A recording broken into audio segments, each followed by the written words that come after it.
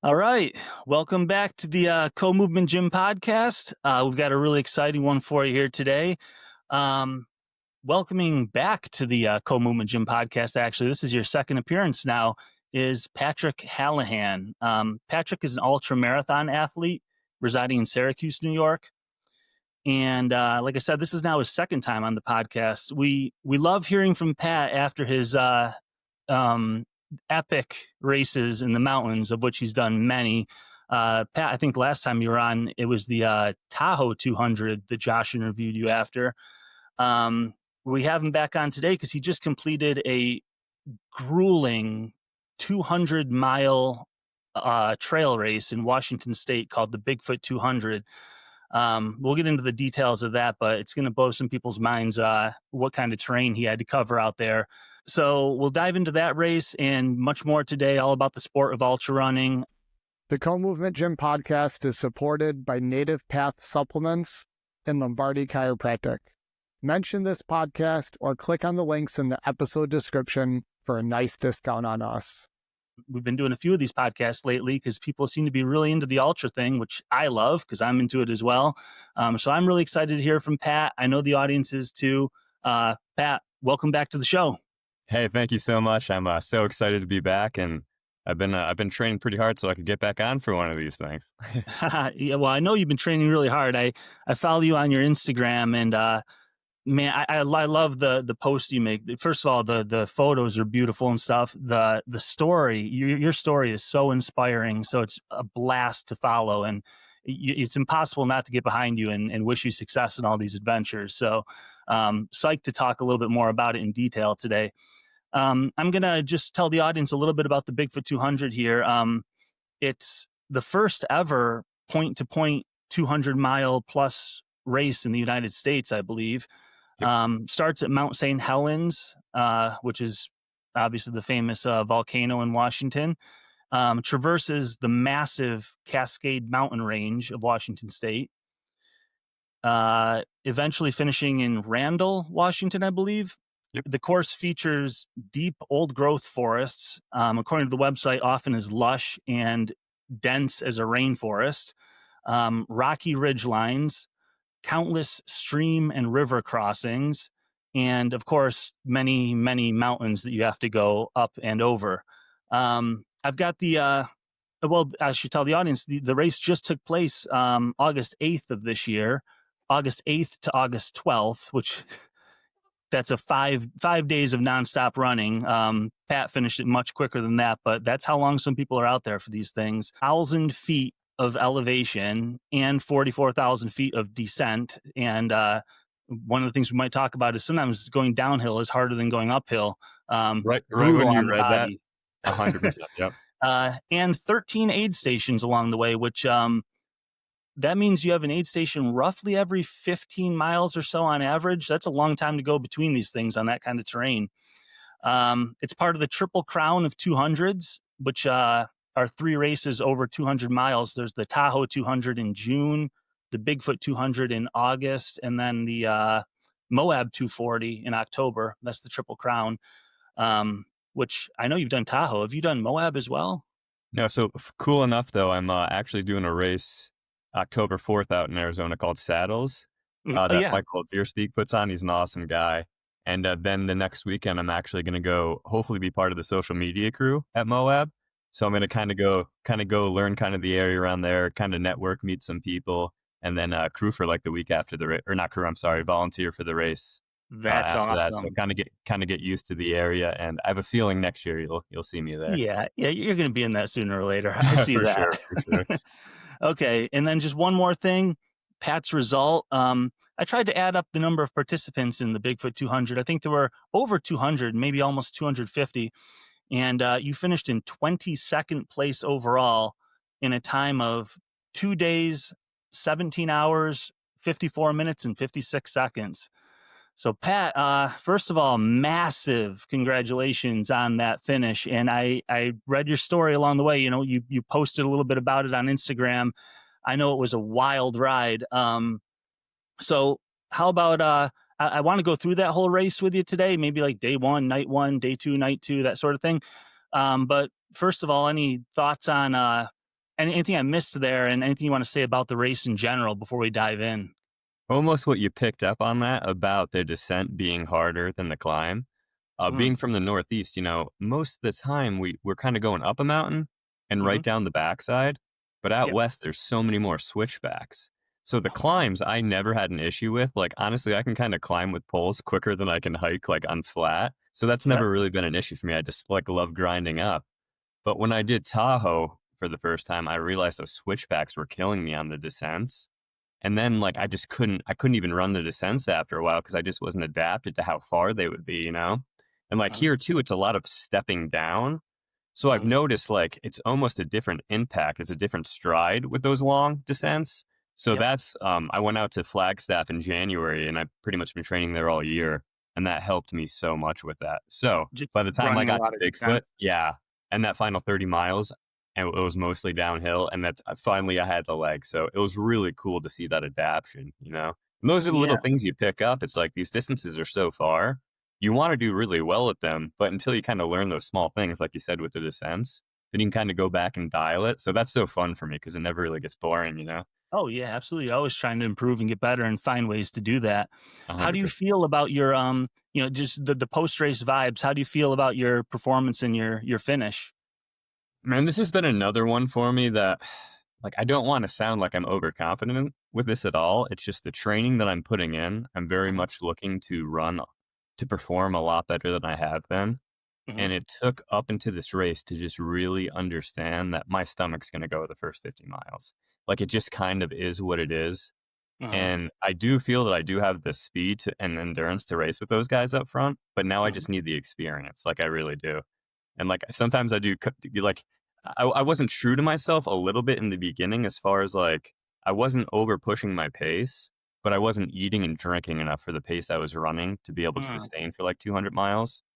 So we were just baking out in the sun at Mount St. Helens, and just my stomach turned upside down, and, Right at the beginning. right at the beginning. So I didn't hold any calories. I mean, I held some calories down, but any gel I was taking in, I was throwing up instantly for the first 34 miles. So Oh my God. eventually I was like, I'm so uncomfortable right now. I'm not going to eat until I get to this next aid station and then hopefully reset from there. So that's kind of Jeez. where my mind was in the beginning of that race. So it was so tough for me because that's exactly what happened to Arizona Monster. Like, then I had to catch up for 100 miles after that, and Yeah, it's so demoralizing to train so big, and you get there and you're like, it happened again? I And so know. that was really, really tough for me to handle at first, to be honest. Yeah, you put in that training, and you know what you're capable of. I have the same thing on an ultra, just a 50-mile ultra that I do, but I put in the training for it every year, and I know what I can do. But something goes wrong out there, and you're always trying to figure out, okay, how do I tweak this for next year? It's a learning experience. I know what I can do. How do I get that perfect day and For sure. make it And happen? And I noticed too, it's like so much of the sensory, funny enough, I read this in David Goggins' book back in the day, but he was talking about like, hey, if you have a race at 5 in the morning, you should probably be waking up at that time and or running at 5 in the morning. Hmm. And I've noticed it's like a lot of people have so much capabilities, but they get there and their sensories just get overloaded. And mine does too. It's like, since I had my brain injury, like my central nervous system's very touchy. So like Hmm. that's been the hardest part for me. I just get like so overwhelmed, and that allowed me to really navigate a lot of different areas and really see like, oh, it's just not being a talented athlete. Like, there's so many things that go along with this. And there's so many avenues different personalities can kind of take to get themselves there. Like, it doesn't, like, especially in ultra running, it doesn't have to be like strict training all the time, like hitting your tempo runs. Like, to be honest, for this one, I just put on a huge volume, like running up to 140-mile weeks, and I didn't even care about tempo runs or anything? So it's just, Interesting. Okay. and that's what I love about it. There's just so many different kind of avenues for whatever kind of season of your life you're in. You can kind of push through with ultra running, and that's what I love about it. Yeah. No, definitely that's the case. It's Yeah, it's something you just said there. And it's also like the factors that allow you to do well are so varied. Like so much of it is mental. Yeah. Um, that yeah, it's not all about the training or just getting like to a certain lactate threshold or having a VO2 max of whatever. Like um, so much goes into just strategizing and staying in the right mindset and making the right decisions. And So it's anybody can do really well on any given day if you get some of these factors right. And it's Oh, such a for learning sure. Yeah. experience. It takes a lot of you said like you had the training, you just didn't have the experience. Like the more races you do, the more you're getting those pieces in place to continue pushing yourself to new levels. For sure. And that's kind of what's been kind of tough to me when I first started racing. Like, I never wanted to do it just to finish. Like, my goal was always to win these things. Like, I don't know why. It's just kind of like, I That's just, fun. it's It's the such a, it game is, it's fun. It's such a challenge. And like, so a lot of people were kind of like, I would DNF a lot of my 100 milers at first, because you're but going hard. but I was always trying to adapt my stomach and everything to that speed. So Mm, eventually when I got there, I'd be able to have my day. Because a lot of times if you're just trying to finish and you're going slower, your stomach can handle so many things a lot easier. You're not having those GI distresses. So yep. that's kind of where mine was always at. And a lot of people criticize me for that. And then I went out like 100 miler, set the course record, and I finally got everything right at that one, you know? So Mhm. that's always been my process. So I think my running a lot is going to be up and down, like Uh-huh. especially up until this point. But after this race, this is the first time I'm like, hey, I need to accept some of these things with my stomach, and I need to run the first 50 miles a little bit different this time. Mhm. And kind of wrapping up the question you asked me on how did I think my performance was, I wish I was doing the whole race what I did the final like 30 miles. Like that's how I planned on running the whole thing, you know? Yep. But at the same time, I get bored very easily, so I'm not mad that that happened at all. Because like any bad race I have, I learn way more than if I had a good race, you know. Oh And like, yeah. and all this has just been like a personality growth for me. And now I'm like, okay, like this has been such a journey. Now it's time to really have my performance, and that's where I'm Yep. really hoping next year kind of really starts flowing with that. Well, I've said before, I really like the athletes that I follow. I like to see, DNFs and blow ups and stuff because it means you're pushing it. It means you're trying. Like if you have a goal of whatever, maybe you're trying to qualify for the Boston Marathon and it's a scary time. You don't know if you can do it. You could run conservatively and maybe come in 10 minutes short of your goal and have a quote unquote good race. But if you're really trying to like just see what you can do and you have a long term goal of winning these races like you do or whatever, yeah, I like seeing people push the pace and risking that blow up, and it's not a failure. Like you said, you learn a ton from it, and then that just makes you better for the next one. Oh, I fully agree, and, like, that's where I get kinda bummed out with the sport. I see so many people critiquing, especially, like, the elites, like, Mhm. if they do DNF a race, but it's like, Yep, guys, yep. they're going for a worldly effort that they Yeah, train specifically for, and sometimes you blow up and you can't finish because that's everything you just had in your body, you know? yeah. And, like, I've always You just saw someone give 100% of exactly. themselves. Like, what more can you ask? 100%, and I think just not and I think that has a lot to do with different personalities and stuff. I just wish people were a little bit more open to seeing that, because then, in my opinion, they could push themselves a little bit further if they haven't ever experienced that point, you know? Mhm. But not everybody wants that, so that's just kinda how my brain has always worked with that, Right. you know? Yeah. It's whatever you want to get out of it. Yep. Um, 100%. Yep. well, okay. So let's see. So we start the race on the top of Mount St. Helens, or do you have to run up Mount St. Helens? So we started at the bottom, we had a decent climb, right off the bat. Nothing crazy. And then we went through a boulder field, and we kind of went like on the rim, and then kind of did like a U around like Mount St. Helens. That's And to pretty be cool. honest with you, like I hate knowing what's on course. That's why I Oh, love these distance ones, because it's just always a surprise for me, and I get in my head, quite a bit. yeah, So yeah. like I didn't even really look at the map. I just put it on my watch. I know where the aid stations are going to be, and it's just more of an adventure. So everything I see out there, I'm like, oh, didn't know this was going to be here. It's like, it was kind of funny. Even they posted the pictures. I'm like, oh, I didn't even know that was Mount Margaret that we were going up at the time, you know? That's funny. So That's that's what really I love. cool. I just love the adventure piece of it. It's almost like being like an old time settler, like coming into a new area, just exploring it. That's Oh, that's always yeah, the yeah. coolest thing to Make me. it a total adventure. Oh, 100%. Yeah. It was Mount St. Helens, that looked like, maybe I saw one of the photos from there. The terrain looked rugged, like, I couldn't even see a trail. It just looked like a bunch of loose scree and, like, boulders, basically, that you were running 100%. across.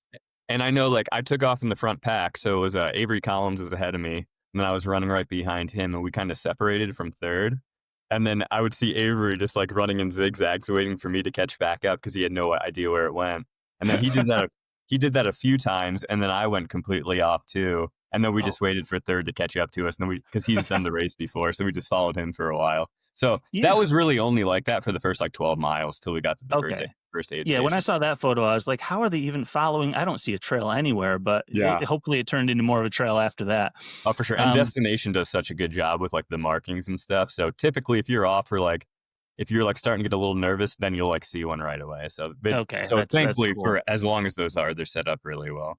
Gotcha. Okay, so you descend Howlands, like, how far did you go on the first day, like, when, nightfall came or whatever? So we started at noon.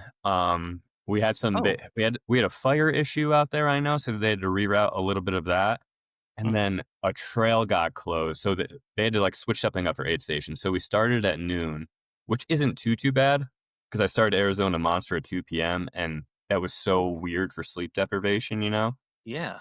So this one I started at noon and I was feeling really good the first 12 miles, then everything just went. And it was kind of funny because, like, I think you know my story. Like, I got into this from like David Goggins' book. So Yep. I'm throwing up so much the first, like, whatever miles it is. And like, I literally prayed to God. I'm like, you got to throw me a bone right here. I'm like, I cannot go through this again. And then I'm filling up my water in the river and I look behind me and Goggins is just trotting right to me. So that gave me so much motivation. And then he was so cool. He came down to the river. He was asking if I'd help him with his water bottle. So I filled up his tailwind for him, had a little Wow. conversation that totally got me out of my head again. So I was good for like another 5 miles, tried another gel, same thing happened. And then I just bonked so hard. And like I Wow. was going to the bathroom, my urine was so dark at that point. Like Just it lack hit of me. And calories and yeah. And at dehydrated Cocodona, too. yeah. And at Cocodona, I had kidney issues. And I thought Mhm. that was just coming right back. So yeah, I was just like, "Oh my gosh." So long story short, I came into the first aid station, mile 34, I believe it was. Like it was just getting dark at that point, but the Okay. sunset had just set and it was so beautiful over everything. And I Mhm. should probably mention too, I called my girlfriend. It was like the only time I had service. And I was Oh. like, "Hey, like I can't do this again." I'm like, "I'm not willing to go another 100 miles to catch up, have a Mhm. terrible race, be sleep deprived for a few days, and then like come home and just be miserable." And Yeah. in her voice, I could just tell she was a little bummed out, and that's all I needed. I'm like, "Hey, this one isn't about you." I'm like, she allowed you to come out here for 6 months, do all this stuff, Mhm. and like make this about somebody else." And the second I went to that place, I didn't think I was gonna DNF the rest of the race. And that's something I've been learning I really needed, like, because this was so much about working through my brain injury and my own stuff in the beginning that can only go so far till you kind of, you're not getting much out of that anymore, you Mhm. know? So this, as a family and with Bethany, this has become such a beautiful thing, like to us. But that's been hard to navigate too, you know? Yeah. No, that's huge. Yeah, having a bigger reason for doing anything is always helpful to keep you going when things get tough. Yeah. That's awesome. I mean, so some of the elites, it's obviously their career, and that's how they put food on the table and make money, pay for a house for their family and stuff. But yeah, yeah, all my running has only just been for me so far, Yeah, 100%. But Yeah. it's really great to, like you said, you kind of reflect on how much your loved ones sacrifice for all the training that you're doing and that kind of thing, and then you can make it about something much bigger than yourself. Realize that they're in it just as much as you are. Absolutely. And That's a big huge. thing for ultra running has always been like, I've always heard people say their why. And Mhm. especially in these big distances, when you hit like certain lows that seem impossible, you have to have a really big why in your head to keep moving. And Mhm. mine has shifted so many different times. I'm like, my why is not running out anytime soon. Like it's just getting bigger and bigger at this point. Good. And like I've been going pretty hard for like 7 years now, and like I'm only getting hungrier and I only want this more every year. It's like it's almost been like this intuition just took over. It's like because I even when I first started running, I'm like, hey, I'm gonna do these things eventually. And like I Mhm. don't know where that delusion came from. Like I think I was just in such an unhealthy mental spot. Like I almost needed like something that was Needed something to shoot unattainable. for, Yeah, something to look 100%. forward to. Yeah. Yeah, yeah. Oh, that's awesome. Yeah. So So to that point too, so I came yeah. in at night and that was rough. I don't think I left mile 34 until like maybe 11 at night. So I was just way behind at that point. Wow. So I didn't realize. I knew that you ran into David Goggins at the end. We'll get to Yep. that at the finish, but I didn't realize you had ran into him so early in the race, like mile 12 or 15 or whatever. Yeah. Did he end up going ahead of you then at that point, and you ended up catching him down the road? So it's kind of funny is I took off from him and then we went to a very, very dense area. and like I just couldn't find the trail anymore. And then I started panicking. I'm like, I don't even know where I am. Like, I can't even get back to the trail. And then I hear somebody like, yo, where the F am I right now? And I'm like, that's Goggins' voice right now. So we started calling each other and we met in the middle and literally found the trail. Oh, that's awesome. So then I took off from him a little bit again, but that's when I got really sick. And then like I got in my head, had a little like kind of like party pooper moment, and he ran by me. And that was the last time I saw him till the end. Okay. Yeah, I'm Yeah. really interested in hearing about some of the lows that you experienced because, like I said, I've only done the 50-mile distance, and we were listening to one of your podcasts. Actually, my wife and I, on our way back home this weekend from a trip we took up to the Adirondacks. Your last podcast about the Tahoe, and you're talking about some tough times on that one. And I was telling my wife, like, I want to experience that because 50 miles is just too short of a distance. You never quite get to where things become in doubt or you get to a real low. Like, I'm looking forward to the first 100-miler, but definitely on this episode, curious to hear how you deal with some of these tough times because I know it got really rough out there. So sure. you finished the first day, took a long time at that aid station, and now you go into the night. And I know our audience is really interested in this kind of thing. They're always wondering, what do you do at night? Like, how do you see? Do you sleep out there? What was the first night like? Did you take any naps the first night? Nope. So the first Okay. night, I knew I was so far behind, and again, I get very competitive when I'm out there. So I'm like, if I'm gonna have motivation throughout this race, I need to get out there right now. And Mm. and that's taken a long time for me to accept because sometimes you hit those points, and it's I don't know, it's almost been like a it hasn't just happened. I've had to like go through a few like I'll call them rites of passages to be able to accept that and just not have like a tantrum over it. You know, Mm-hmm. I'm like, okay, it's time to get back out there. I don't care what I feel like. And then the moon was just full moon that night, and we were climbing up the Mount Margaret, and we were going around, and we were up on a ridge line, and we were on the most. We were following like there was a lake to our right. The moon was shining off of that, and everything was exposed. So I had no pacer, and I was pretty nervous about going 3 days in Washington with no pacer. But that Yeah. first night was just so beautiful, and it was just like it was so spiritual to me, and I just had the time of my life. And like it was cold up top too. And so, for some reason, it's just probably how I'm adapted, but I don't handle the dry cold very well in Arizona. Like I was Okay. so cold at night, but in like the humid air, like I loved it. I just had a t-shirt on, like I could see my breath, and Well, you're like it from just upstate New York, so yeah, exactly, we don't get dry here. we do not get dry here. So that first night was really well, and I started catching back up on water and calories, but I made it over to an aid station and they didn't have any vegan cheese. So I just can't do dairy. So I Mm. kind of didn't have as much carbs at that aid station and Whole Foods as I should have. So I bonked again into the next section, and I was really bummed out because I had just like caught up back up on that. So Mm. that's when the sun came up. Still had no sleep at that point, but I had a really good night. And then I got over to I had my buddy Steve there crewing me, and Mhm. thank God for him because crewing there is a nightmare. It's like some sections you have to drive like 5, 6, 7 hours to get to the Oh next aid gosh, station. yeah. And I kept forgetting that too because every time I'd see him, he'd look super tired. I'm like, "What's wrong with you right now?" You know? Yeah. I And then know, you right? forget like when you're out there, like, "Oh yeah, he just drove Dude, like 7 crewing hours." is hard work. Like, I would rather run it's a these things lot than of crew. rushing somewhere and then waiting for a long time. Yeah, that doesn't work for my personality. I'll be like No. sweating, waiting for people to come in, you know? But Right. so I came in, and my biggest thing is hamburgers for some reason, whatever it Huh. is. So I was getting in the habit of I take a Never Second gels, and they have 30 grams per gel. So every 20 minutes, I was popping a gel out there, and I had about 60 grams of carbs in each one of my two of my flasks. Mhm. And then I had some element for electrolytes and some more knack in my bladder back there. So Yep. by the time I got to him, I had hamburgers. And then that second day, kind of caught up a little bit to the next aid station. Sun was fully out. And then when I got to that next aid station, I was having so much fun. Caught Oh, back up on food and calories. And like I came into the aid station, like, let's go. And I could see Steve, my crew member's like, oh, thank God, Yep. because he was pretty worried about me at that point.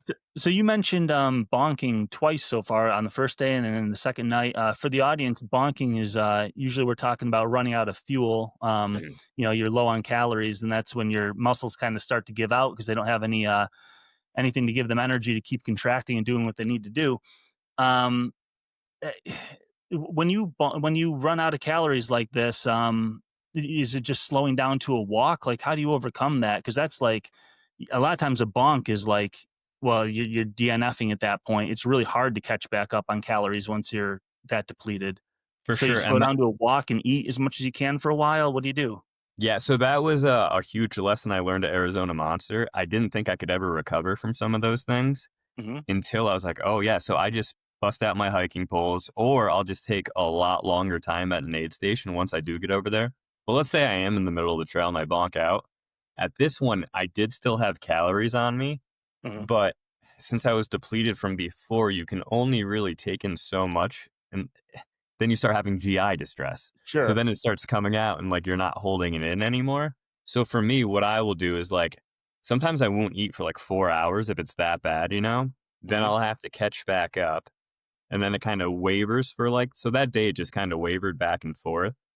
But I was able to walk, kind of slow down, get my gels in. And then every time I would get to an aid station, I would just hammer those burgers. And that was like my saving grace. Every time I did that, then I'd leave the aid station and just run super fast for well, it felt super fast at the Yeah. time, but for quite a while.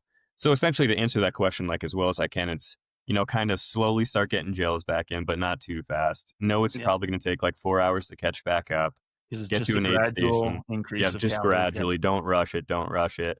Get to an aid station. Have Whole Foods. Hike out of there. Kind of let it digest. And Hmm. usually within 2 hours, then you'll just get a high and you'll just start moving again. And that's all it becomes. It's Yep. just going up and down with that the rest of the time. And then after mile 100, I always feel better in my legs than I do before 100. And I think So that has to do interesting. fault of my own, not stretching enough and not getting like some massages before the race. Because it Hmm. just seems like my hamstrings are very tight at the start of the race. And then by Okay. the time like 100 comes around, I'm always fine. Huh. And Wow. a few people on trail at this race specifically who are very good runners, they said the same thing. They're like, we hate the first 100 miles of these. And it's like your body just all of a sudden, like as long as you're trained and keeping yourself fueled, all of a Hmm. sudden your body just taps into a different space. You're a little sleep deprived. And Hmm. you go to different channels in your head you didn't know were there. Like for Yep. real.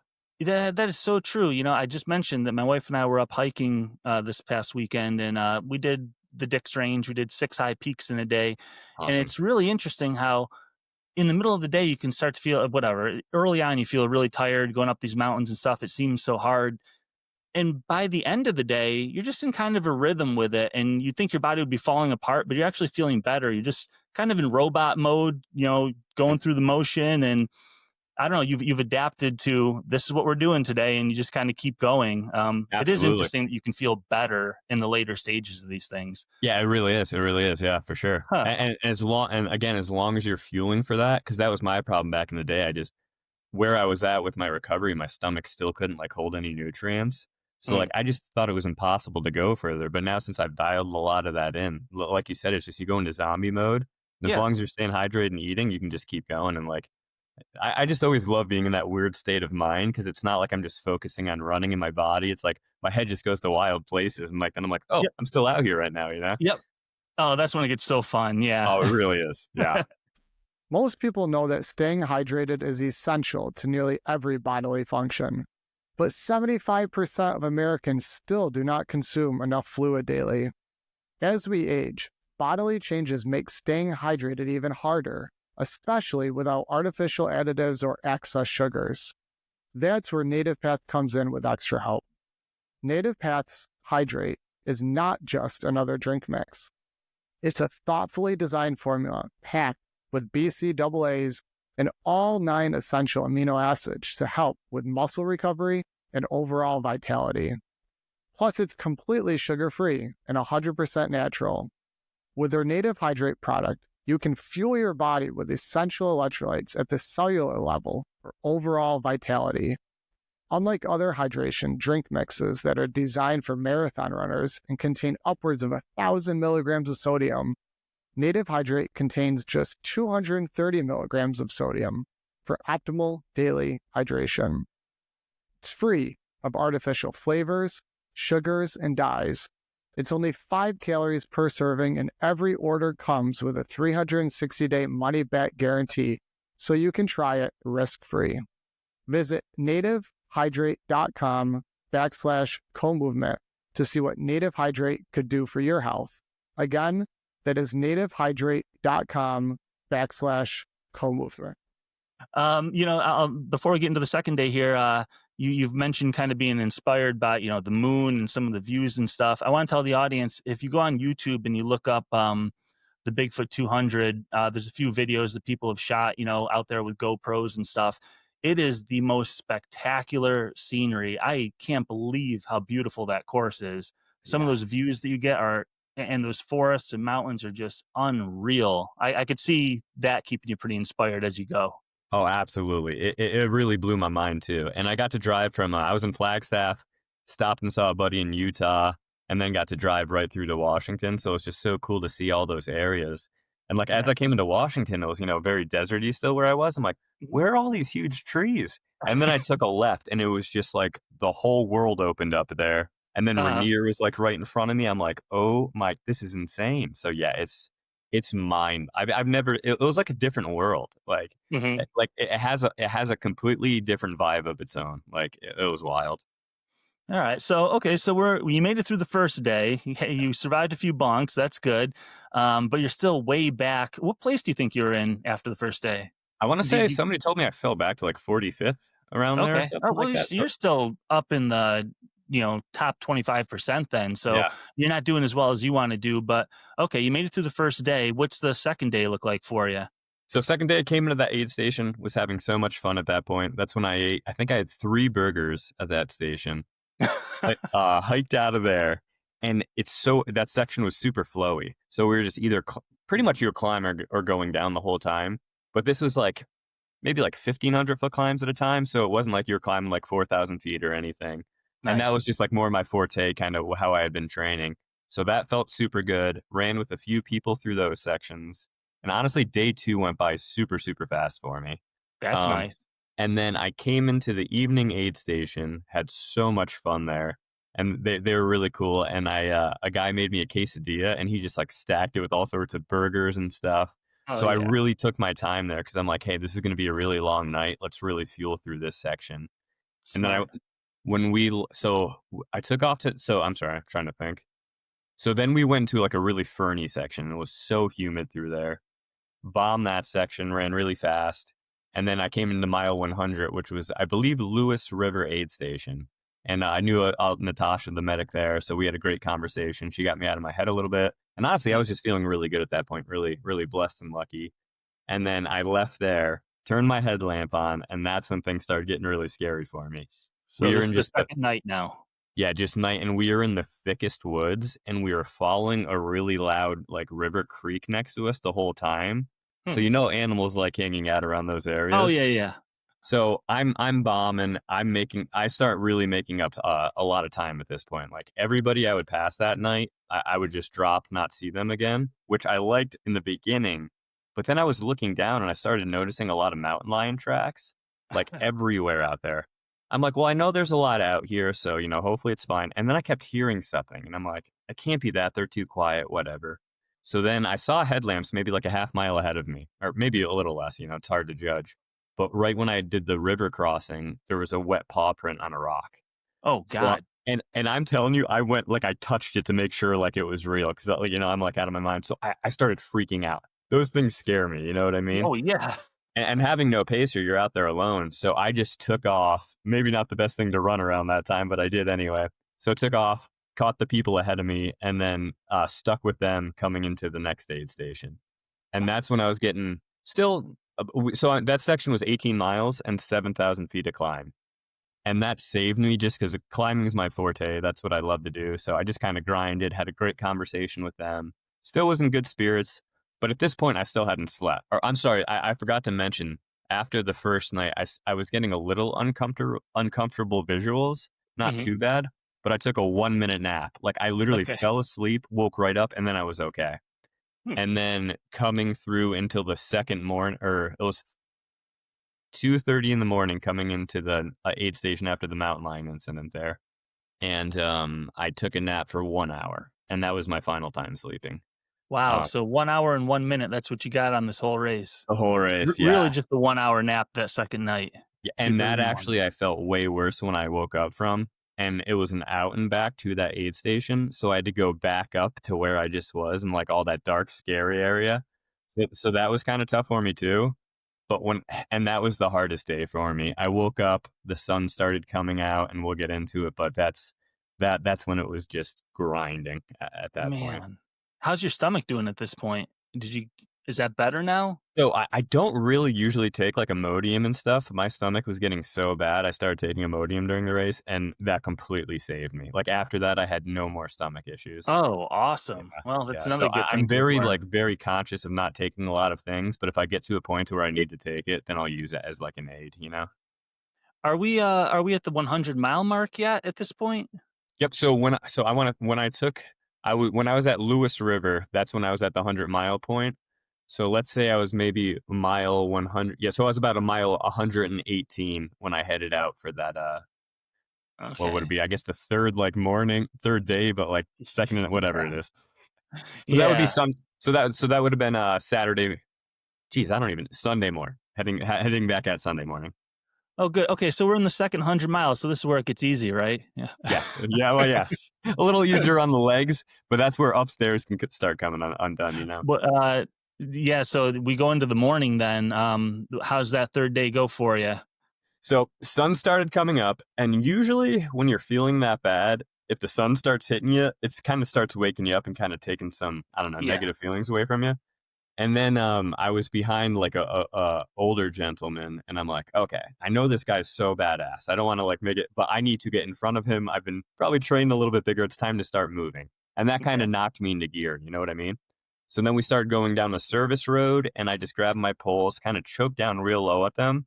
And the service road was really wide, and I was so tired, I just started shutting my eyes, and I would just kind of go like this for probably like 2 minutes at a time. Like I Oh my was getting god. so dialed in with closing my eyes because like we weren't on any sketchy parts at this point.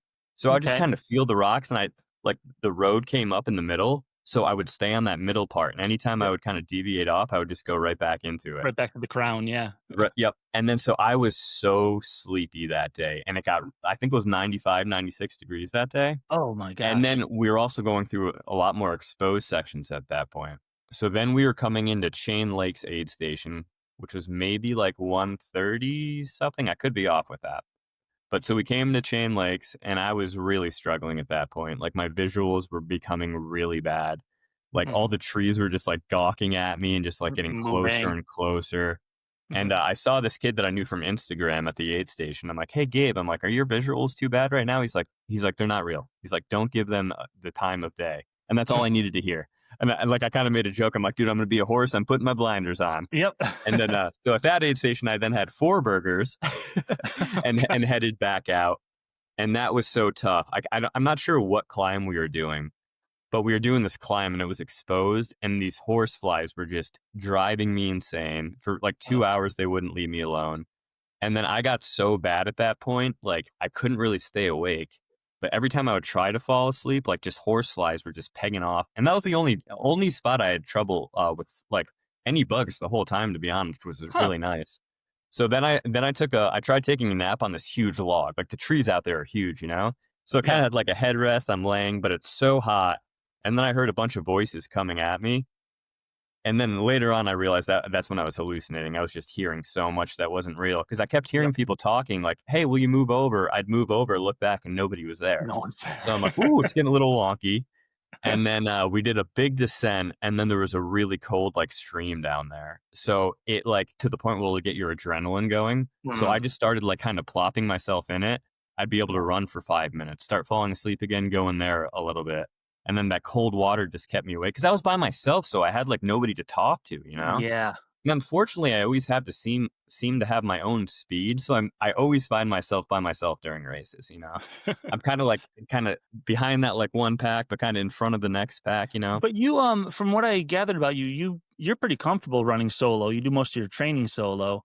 Because I'm kind of the same way. Like people are always talking about how they like having training partners for runs and stuff. And Mm, I love my friends. It's nice to run with people. It's nice to see people out there on the course. But I really enjoy running alone. So understood, yeah. hopefully, I mean, it sounds like you were kind of in your element there a bit.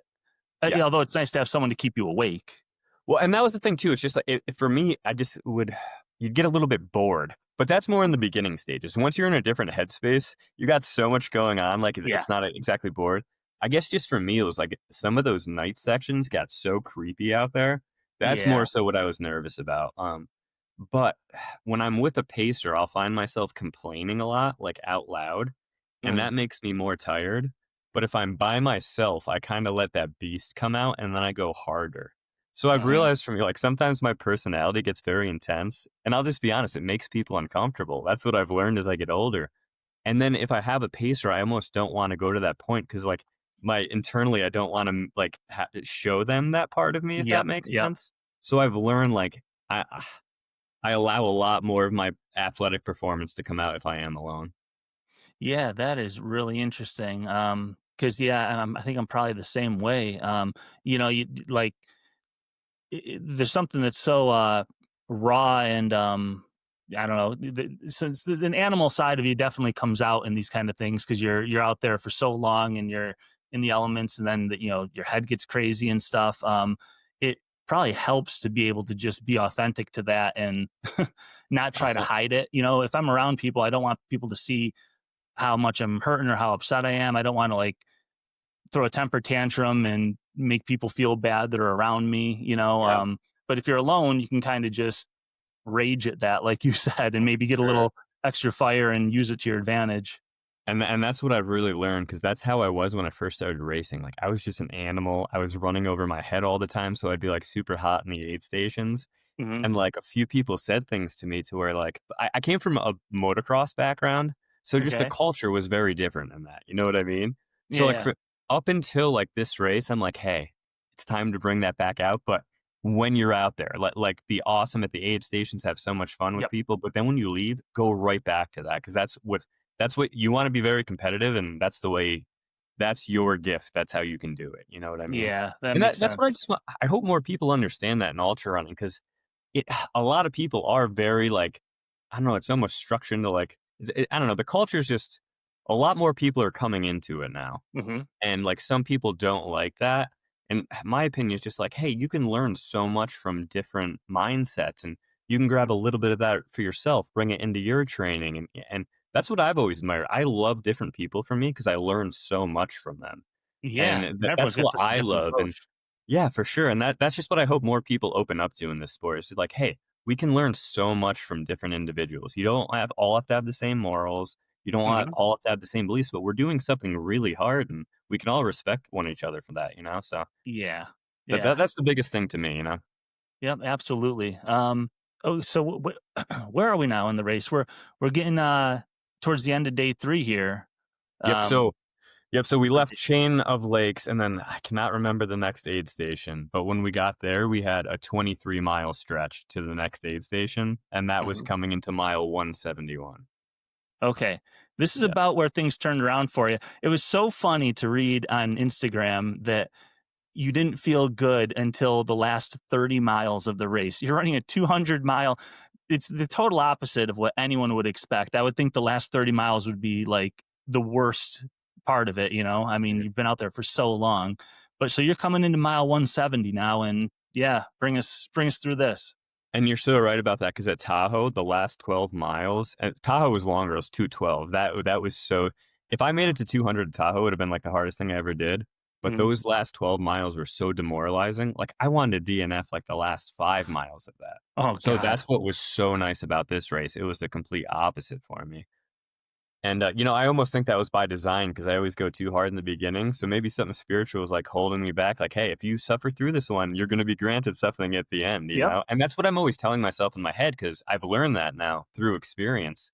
And a huge thing for me was when I was at Cocodona, this kid, Jeff Garmeyer, slept for 6 hours, like at mile like 30, or I think it was before, or maybe a little after that. And he Mhm. came running through me at the middle of the night, and he got up to like top 10 by the end of that. So I had that in my head the whole time. I'm like, hey, a lot of people are going to be dying. You haven't like let any of your energy out. So Mhm. long story short, I left that one aid station. We had a 9.5 mile service road, and we were next to a beautiful river, and it was just so dense. And so I didn't realize how bad I was hallucinating at that point. Because in Mhm. my head, I'm like, oh, I've been here before. And like I was imagining all these cabins with like these nostalgic lights that I was like going up to. That wasn't real, but like I did like that's just what I was thinking in my head, and like I was having fun. So Yep. we get off of that road. cross a road, and then we get into like some jungle area. And all of a sudden, like I just got this energy over me. And this is when my race started taking off. Like I just started bombing everything I could, like literally, like probably like just full stride, like going down. I tried to run up a little bit. And then we had like a 12-mile climb on a service road up to Twin Sisters aid station.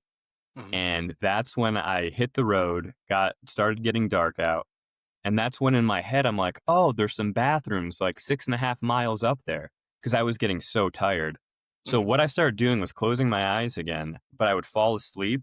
But how my shoulder and elbow were positioned on my poles, that would like save me. And like I would kind Okay. of go like that and pop right back up. So I did that probably like 5 times. And I'm like, okay, let's turn some music on. So that really helped me. But Mhm. again, the whole time I'm like, hey, I'm going to get up to these bathrooms. I'm going to take a nap in the bathrooms, and I'll be able to, keep going. Yeah. But then I got up to the aid station and there was never any bathrooms. So I'm like, what is going on right now? And that's when I started kind of going into a little bit of like toddler mode. Mhm. And in my watch, it told me I had like a certain distance, but then the aid station was telling me I had like 7 more miles till the end. And before I got to the aid station, I made a decision. Hey, like if you sleep tonight, you're not going to finish what you want. Everything you just trained for, you're going to have to go psycho again, go back home and train for, and then obsess about that. So it's like, Mhm. let's not sleep tonight. Like, this is what you trained for. You just lived by yourself in a room for like 4 months or 2 months training for this. It was like a nightmare. And I was able to mindfully bring all of those like hardships up in my head. And then Natasha, I love her so much. I know the medic there, and we kind of got into a little tiff. And then I kind of got pissed, and she's like, "Go use that anger out there." I'm like, "I'm going to," and that's what I did. And long story short, she helped me so much at Tahoe too. That's why like I kept going. Wait, So it was is she the same medic that was helping you with your like your toes at Tahoe? yes, That yeah. So also like berated you and was like, "You wimp, yeah, get back out there." And 100%. So it was almost like that happened again. I'm telling you, it's just so wild how these things happen, because that's what I needed to hear again. yep. Like that anger. And again, like they did nothing wrong. It was just the headspace I was in. I was just getting like, and I was also hearing things different from what they were saying. So like, I think I like this internal dialogue, like it was my self-conscious, like, you suck right now. You should Mhm. be way up there. And like, I almost thought that's what they were saying to me. So long story short, I took off and my headspace was so bad. I thought they were telling me I was in like last place. Now that Mhm. my mind's back, they weren't even saying anything like that. So I guess I was so far out of it, I just didn't realize. Yep. Then my headlamp starts dying when I get to the top of the mountain, and it's Oh, scary back there. And so I take my headlamp off. I go to change the battery, but I had like a cap and I almost dropped it. And I'm like, shoot, I had like 4 batteries with me, but I'm like, I didn't bring another headlamp. That was very dumb of me. So that was lesson learned on that one. I did have my phone with like a flashlight and stuff, so I would have been okay. But just in the state of mind I was in, I was getting a little panicky. yeah. Then I saw some headlamps underneath me. I'm like, I'm sprinting down there. I fell so hard, like somersaulted down this hill. Catch Oh up to them. God. It's my buddy Gabe again. Talk to him a little bit. And I was so scared at this point. Like my head went, I was so angry. There was just so many emotions going on that I wasn't balancing out. I almost let it just ruin my race. I'm like, guys, I'm staying with you the rest of the time. Like, I've had a terrible experience. Like, I don't want to do this anymore. I'm just bringing it in and having fun. Mhm. And I could tell I was annoying them because I was just talking a mile a minute, and Gabe was like his feet were really hurting him.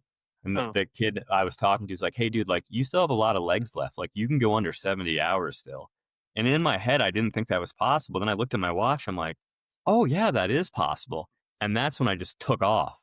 And like for that final like 20 miles, I just never stopped running. That's when we were going through like an old logging field. So you had to climb like 10 feet over these huge trees. And then to your left is like a 2,000-foot drop off. And that's at Oh, mile, like 180, 190 something. But being from the Northeast, like I looked at me and 3 other people from the Northeast had the fastest times through that end section. Just because really? that's kind of what we're used That's to, your you know? terrain, yeah. It was just all overgrown, smacking you in the face and Yep. stuff. And literally, I just like we were on this single track for 6 miles coming out. It was like over your head, and it was just completely grown in. And I just put my poles like right here in front of me and just ran through it. Just And that's ran where I through was it. like passing everybody. Yeah. And then so came into that final aid station just like a wild animal.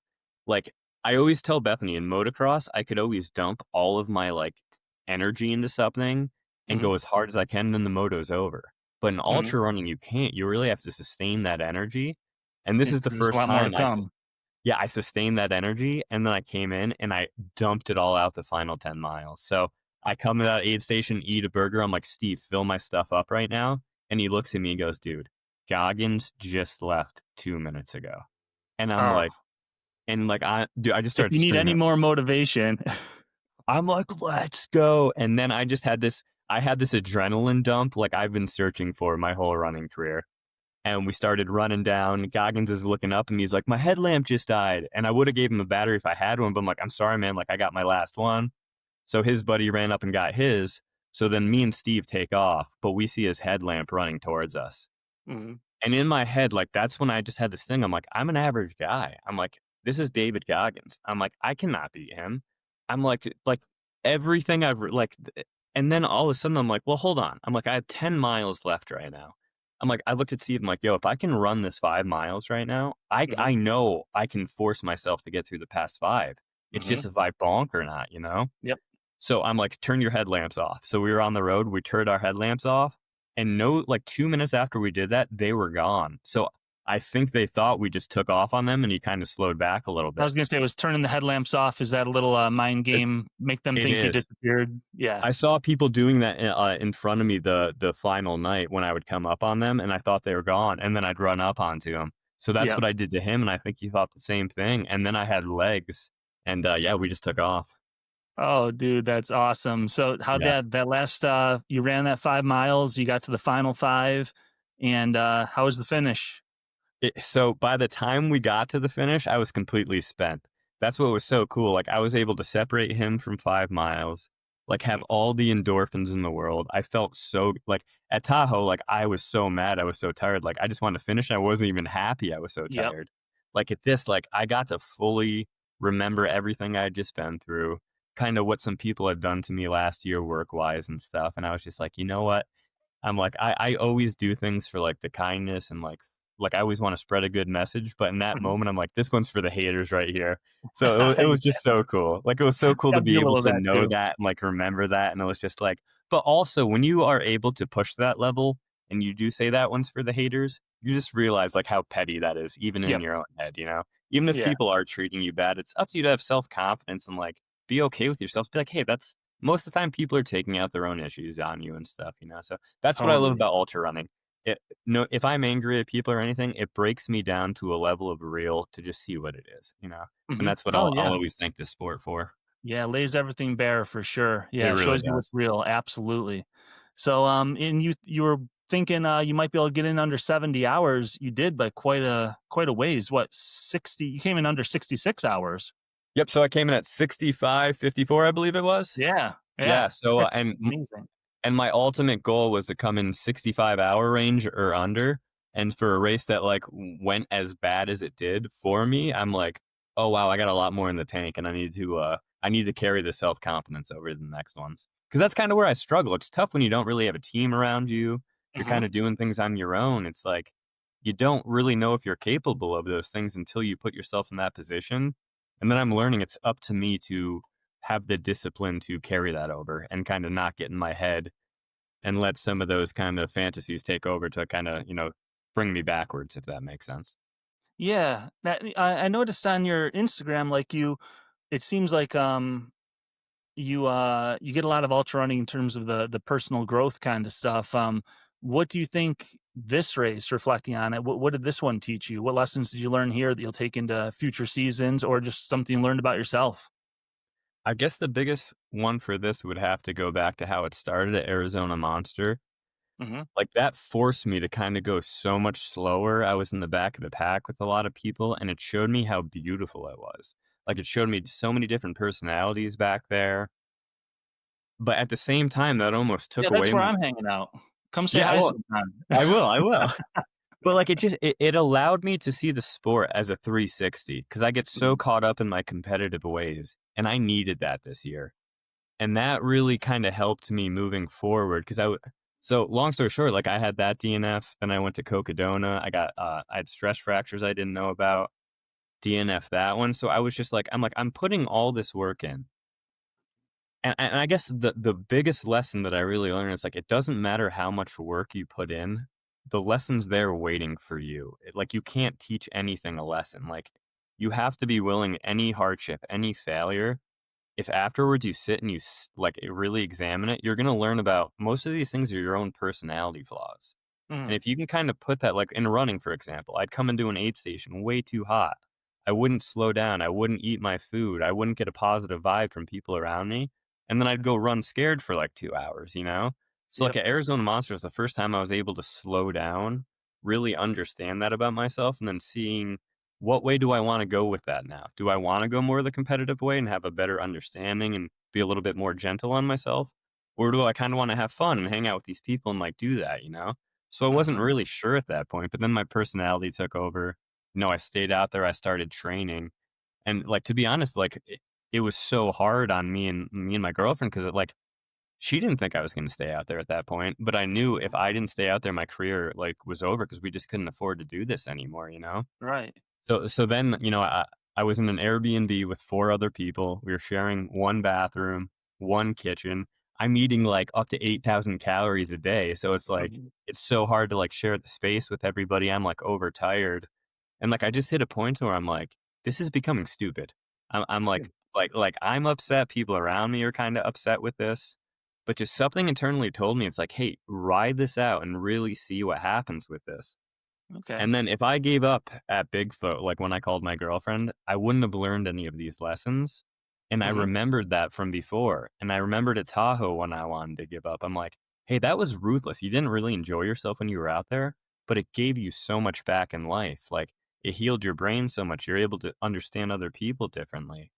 And then this one kind of allowed me to go into a different perspective and then have the experience to know all that and then understand this truly is what I want. And I'm willing to kind of go through some of those things to where I wasn't doing it in a positive way before because it was just breaking me. You know what I mean? Mhm. So I guess full circle, this just really taught me how beautiful like everybody in the sport is and really how I am looking for more of a community aspect at this point because it's just Mhm. so hard to do by yourself. And it's not Yep. very rewarding when you're just grinding by yourself. Even if Right. you're winning, it's like at the end of the day, it's like, okay, well, I won. I'm by myself now. Really, nothing's going on. Now I'm just going to do the same thing, you know?